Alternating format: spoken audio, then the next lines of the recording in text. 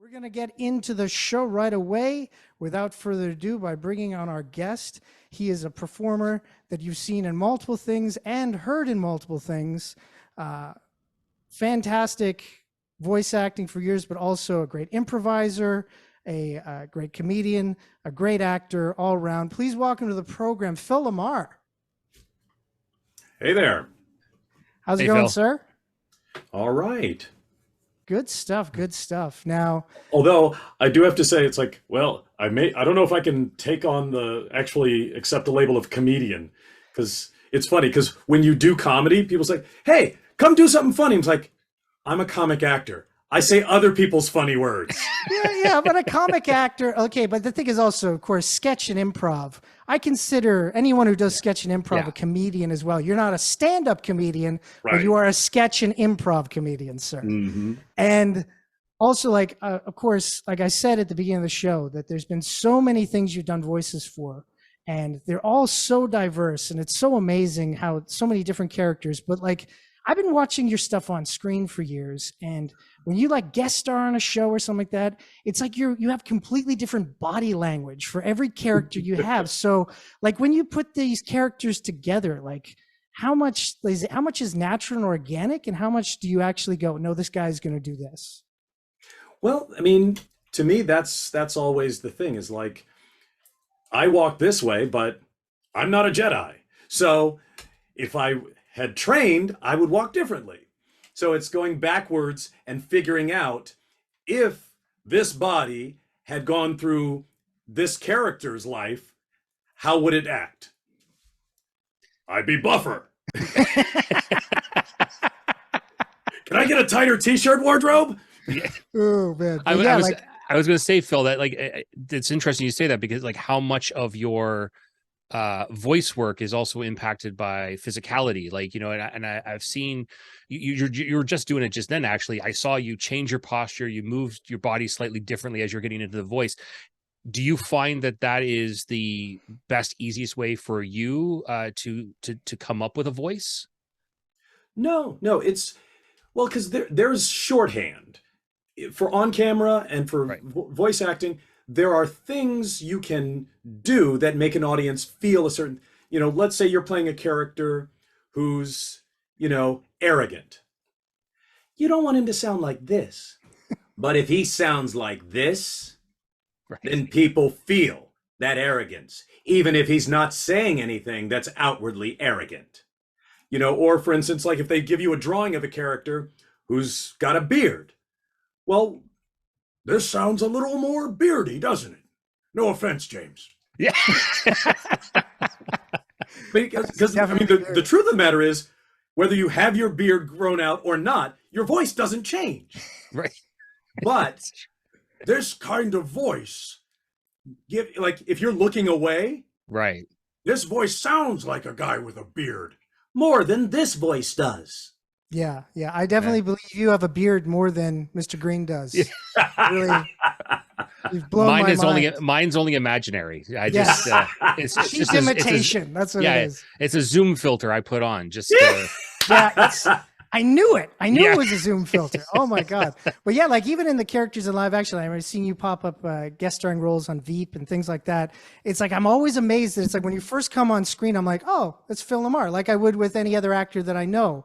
But unlike any other actor that I know, when that first thought is, oh, it's Phil LaMarr, within 3 seconds, that's gone out of my head, because it's just so amazing how everything you do is completely different with each person. You create complete other people as opposed to just being yourself as a character. Right. Which I think is just amazing. And would you equate like your time in improv and having to like create characters and scenarios on the spot to that? Absolutely. I mean, you know, going through the groundlings with sketch and improv, I mean, because doing improv, you're not playing yourself, you're playing the character the audience suggested, you know? So it's not about taking it and twisting it into what I think. It's like, no, you're telling their story, you know, and then on camera, you're telling the writer's story, you know? So let me embody the character you've written. This is the guy who's the head of the studio. How are you? You know? But I mean, if I were just going to go, yeah, hi, I'm Phil, the head of the studio, then that's me trying to tell my story, not the writer of Get Shorty's story. Yeah. Oh my gosh, yeah. No, although that second voice, that's the voice I want to meet as the head of a studio, because I'd feel much more comfortable. Yeah, right? Yeah, exactly. Oh my gosh. Yeah. So Phil, obviously, like as Andrew's mentioning, a lot of live action stuff. Of course, we've already mentioned that you do a lot of voice work. It's like looking at your IMDb is daunting, to say the least.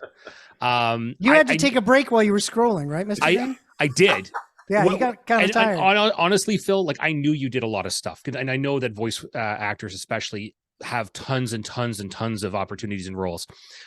But as to Andrew's point, as I was doing it, I was like, we were saying like, oh, like, so what's some of the work recently? And I'm reading it off and reading. I was about 26, 27 titles down. And I was like, I'm still in 2022. Right. So I'm curious about it, Phil. Like for yourself, like you broke into the scene, you obviously live action, and you started getting into voice work. Looking at your career, all these years later now, right?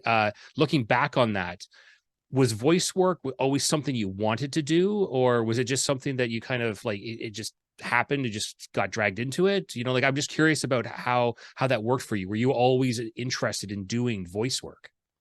Well, it's interesting because, when I started out, professionally in the 80s and 90s, voice acting wasn't specifically a label for a job. I always joke that before Bill Gates, tech billionaire wasn't a thing. Right. Now we have tons of them. Yeah. But in the old days, there wasn't a thing called voice acting. There was the stuff Mel Blanc does. Right. And the thing was, if you did a voice on a cartoon, that was just something you did. And for me, coming up, I wasn't looking for one, I wasn't trying to be a sitcom actor. I wasn't trying to be, I only want to do a cop show. I only want to do cartoons. And it's funny because nowadays when people go, I want to be a voice actor, I'm like, that's it? You only want to have one kind of acting job? I mean, to me, that's like saying, I really want to be a left side of the stage actor. Like, what? Left side's nice, though. Get some good lighting on that side. Yeah.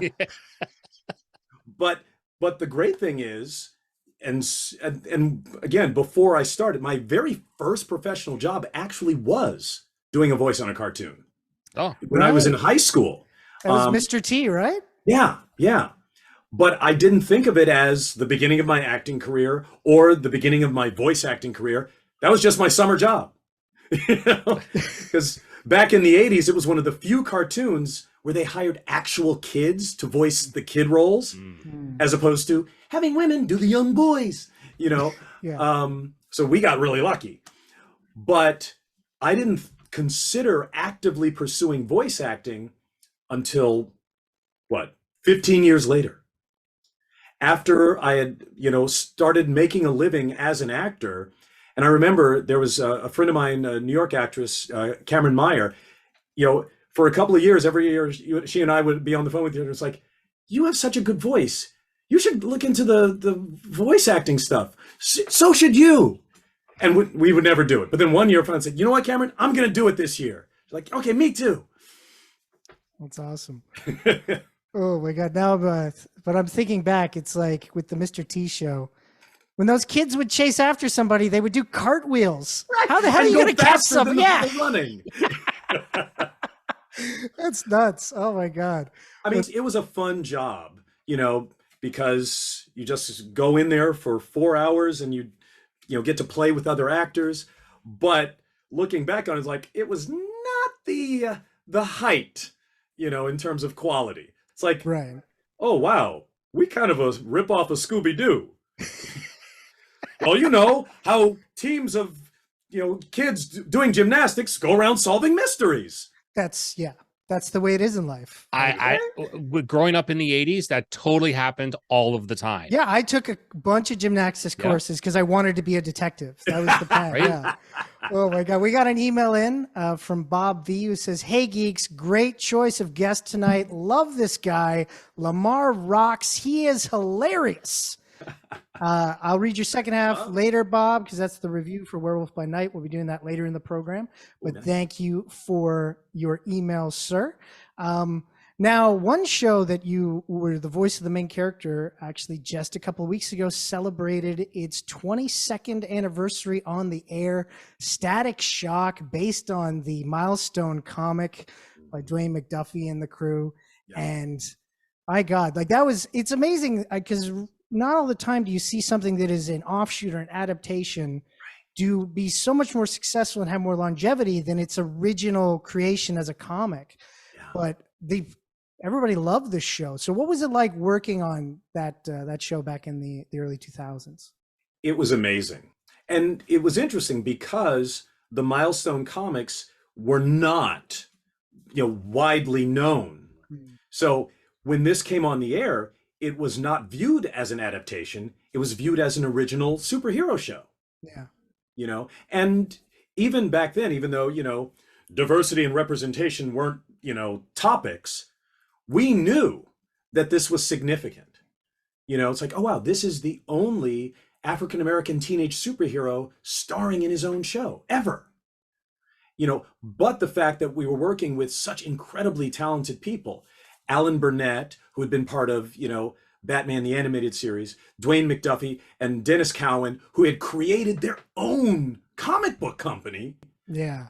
And then the fact that those guys all took their talent into this kids' Saturday morning TV show and took it to a whole other level. We had fun, super cool action, but also it spoke to real world, feelings and issues.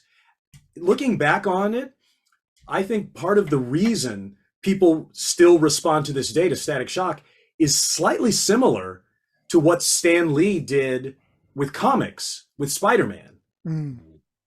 Because before, Stan Lee, did the Marvel universe, comics were a fantasy world and didn't have real feelings. Silver Age superheroes, nobody related to them. It's like, yeah, I know when I'm test piloting a airplane and then my ring wants me to go fight somebody, I hate it when that happens. Oh God, it's the worst. But Peter Parker was going through things that the people actually going and buying those books were dealing with. And Static Shock was the same thing. So suddenly you have a Saturday morning cartoon where you have the wonder and, and escapism of fantasy and superheroism, but this is happening in a world that's like ours. Yeah. The same way that Stan put his superheroes in New York, not Metropolis or Gotham. Right. Exactly. You could bring some realism to it. Totally. Right. Yeah. Then it's very cool when you get to have fantastical characters that also, kind of speak to reality. And then, of course, it's also great when you get to play with iconic characters that so many people have left their mark on.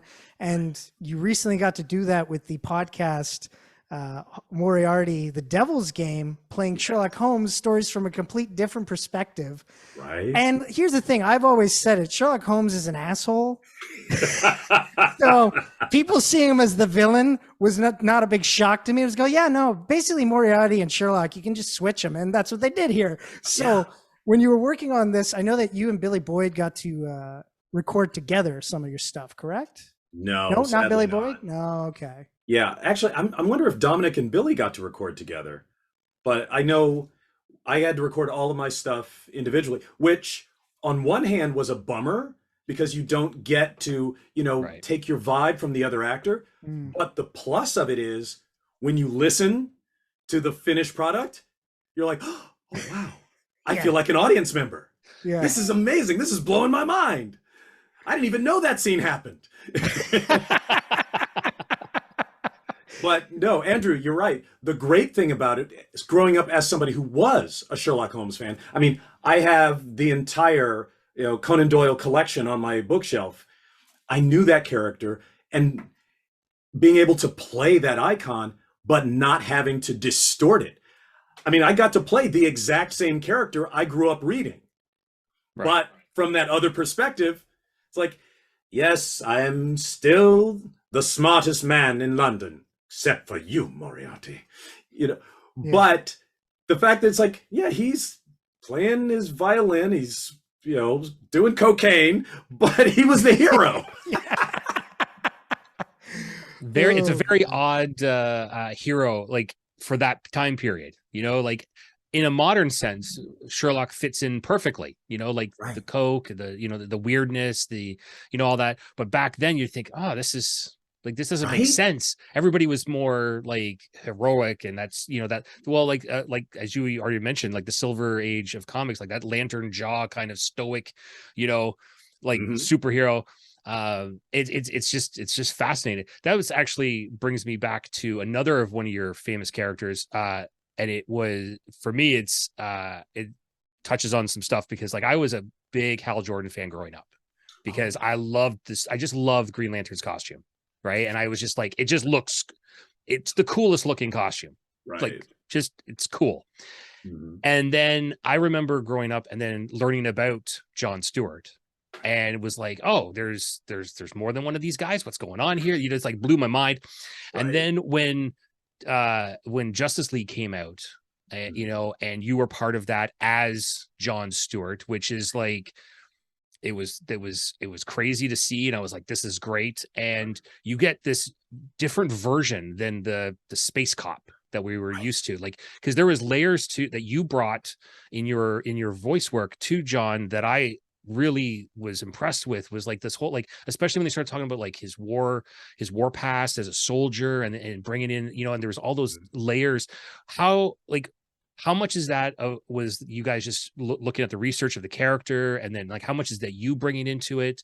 Like, did you guys ever talk about like how the stories were coming together at all, or like you just read the script as they were giving it to you, and some of that was on the page? No, actors are not part of the writing staff. We are given the words, and we don't like, let me just ad-lib the oath. No, Right. That doesn't happen. I mean, I think that when they were putting together this, Justice League, they took all of the best elements of the original stuff, but didn't, unlike, the comic book writers who are, forced to, be slaves to continuity. It's like, nope, somebody said this in an episode, in an issue in 1977, so you can't deny it. But when you're restarting, it's like, no, let's take all of the good elements and make more sense of it. Because to me, I think part of the reason they picked Jon Stewart is it made more sense for a guy who was a Marine to be a part of a superhero team. Like Hal Jordan, test pilot, he ain't showing up on time for a Justice League meeting. No. He barely shows up on time for anything. So right. It's like, where's Hal? It's like, oh, he's in Arizona drinking at some bar. Yeah. It's like, exactly. No, dude, I got your back. I'll blow up whatever's attacking, but I'm not gonna follow orders. I'm not gonna work together. But a Marine would, Although it's funny, because as an old school comic book guy, when we first started, I remember asking Bruce, why did you guys pick John as the Green Lantern of Earth rather than Hal? And his, response was like, and it's wild because, again, this was before, diversity and representation were on anybody's mind back then, as we, know from all these people who are like, no, they did this in 1998. How did they cast that? But from looking at it from a writing and story standpoint, they're like, I didn't just want to do a show where 7 white folks save the universe every week. That's boring. Yeah. And, their choices about, let's make this guy who was a Marine our Green Lantern. That way he'll be part of the team, but he'll also step up and try to lead them, and, the Thanagarian will be coming from a different, place, verbally, vocally.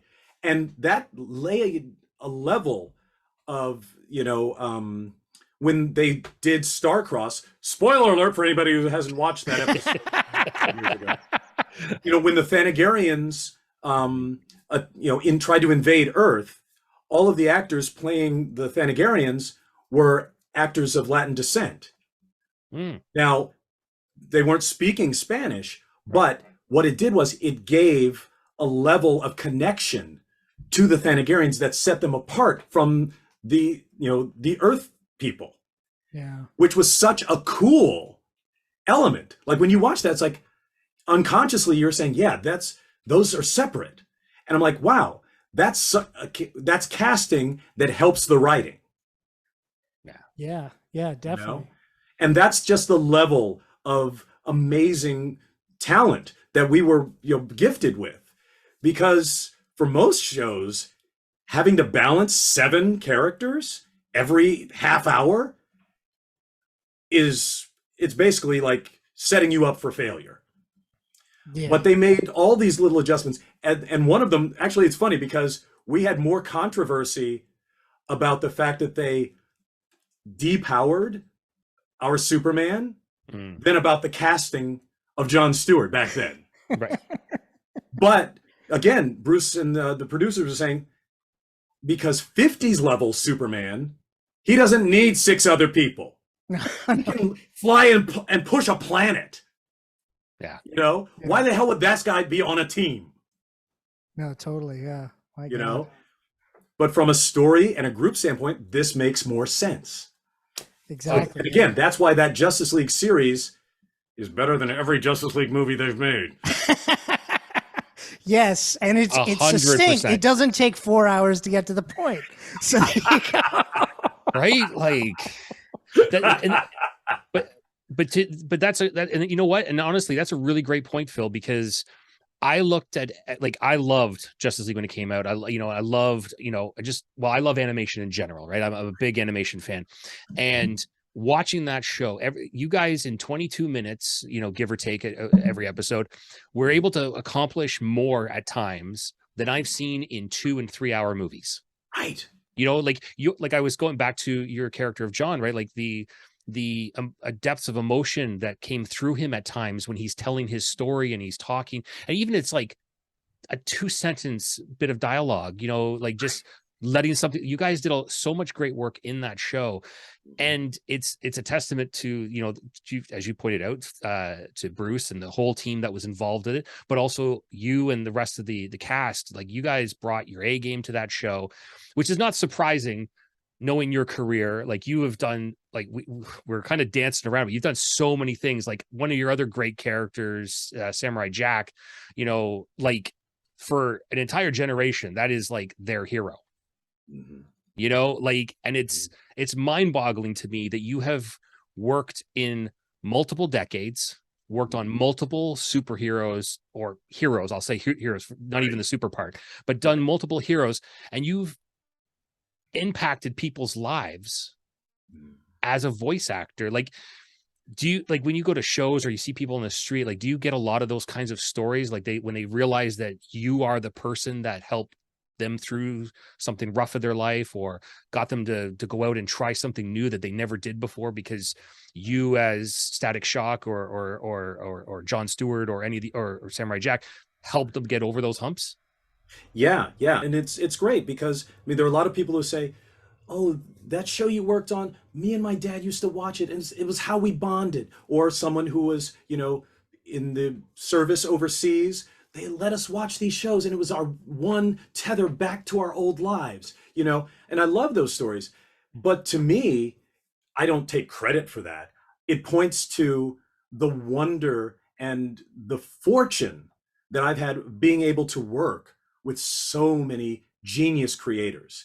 And it's funny because people ask me, it's like, well, you work on camera, you work on cartoons, you do on, which is your favorite? And over the years, what I've discovered is I don't have a favorite medium. I have a favorite level of quality. Because working with a Gendy Tartakovsky or a Matt Groening is like working with a Quentin Tarantino. Yeah. You know? Yeah. And I mean, I've worked on, you know, crappy sitcoms or crappy cartoons. To me, those are a different medium than, you know, working with, you know, on Justice League or Futurama, you know, something like of that level. And it's wild because, you know, the checks are the same, Yeah. you know, like, whew. But, you know, the effect over time is what separates them. No, of course, Right. definitely. Now, you bring up Quentin Tarantino, and I heard you recently speak on a podcast about your time on Pulp Fiction and the rehearsal period. And it's like, you have such a likable face that John Travolta was like, I can't shoot this guy on purpose. We got to rewrite the script. Your just genuine like sense of likability made Travolta realize people are going to hate Vincent Vega if I just straight up shoot this guy. That's just hilarious. I know. And well, and it's funny because James, you were talking about do the actors, you know, change the script? And when you're a star at that level, because John just had this amazing, you know, sense of his relationship to the audience. Even though he was playing a different character, he wasn't playing Vinnie Barbarino, he was playing a different Vinnie. But he knew, you know, on a level. And Quentin's like, oh, I wrote it that one way, but you know what? I'm going to trust John Travolta's sense of what an audience. And it was one of only two things that changed in from the, you know, final draft of Pulp Fiction to the shooting script. You know? Yeah. But that choice actually cut some of your camera time, though. Like, you would have been on screen for at least a minute more gurgling with blood as opposed to having your entire head blown off. So, well, and it's funny because I did research. You know, there was a friend of mine from college who was a neurosurgeon and had, you know, spent time at County USC Medical Center ER. And I'm like, hey, you've probably dealt with people getting shot. What happens if someone gets shot in the throat? What kind of sound? It's like, dude, you don't make any sound. I'm like, okay, good to know. So I remember practicing, you know, all of that, and then finding out, don't worry about it. Oh man, that was really good though. That would imagine if that scene was in there, Pulp Fiction, it might have won the Oscar. Who knows? Right. Although, have you heard the story of, well, it's not about the Oscars, it's about the ratings, that Quentin actually shot a scene where you see Marvin take the bullet and blow his brains out over there is somewhere an actual shot of that, but he never intended for it to be in the movie. Was to take that out so you get the R rating. That's right. Good call. And good call. In my head, I'm like, you don't see my head get blown up so that you can have the GIMP. Yeah, there you go. You get away with the GIMP, definitely. See, you just keep on giving, Phil. That's what it really is. You know, like cutting back a little there adds to over here. This is why everybody loves you. You're always giving to every project you're on. This is why we all love you. Yeah. Imagine if they had kept going and it had just been bring out the affectionate male love slave. Wouldn't be the same as bring out the GIMP, you know? Right? Hey, how's everybody doing? Yeah. Oh my gosh, it's crazy. James, Mr. Green was saying earlier that you know you've gotten to play so many heroes, and you know a lot of them have been in the DC universe, but you got to, like, again, it had been done in the comics, but never really in TV shows before that. You got to play cool Aquaman. You got to play an Aquaman that people like, I'd hang out with that dude. All the animated series before that, I was like, yeah, he's okay. Right? But with you, it's like, oh, that guy's got it going on. Yeah, I credit Greg Weisman on Young Justice for finally, I mean, in my mind, without Young Justice, you don't have Jason Momoa as Aquaman. Because he created this version of Aquaman where he stopped being a joke. You know, he stopped being, I mean, because you look at those old 60s things like, okay, there's red hero, blue hero, green hero. Oh, we're out of colors. Make this one orange. Like, Why is the dude from the ocean orange? It's the only color we had left. What is he, Starfish Man? He's a life preserver. That's what Like, no, he's an afterthought. Yeah, yeah. Just making me, and even though there's all this story underneath, and Greg tapped into that. It's like, he is the king of Atlantis. Let's make him regal. Here's a guy who has the power of 75% of our planet. Yeah. Let's not make him a joke.